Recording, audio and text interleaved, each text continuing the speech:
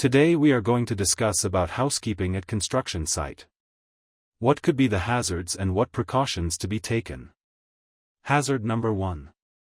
Debris causing slips and trips. Keep work area clean and remove waste regularly. Hazard number 2. Scattered tools creating hazards. Store tools properly after use. Hazard number 3. Blocked walkways and exits. Keep pathways clear at all times. Hazard number 4. Accumulation of dust and waste. Clean site regularly and dispose waste safely. Hazard number 5.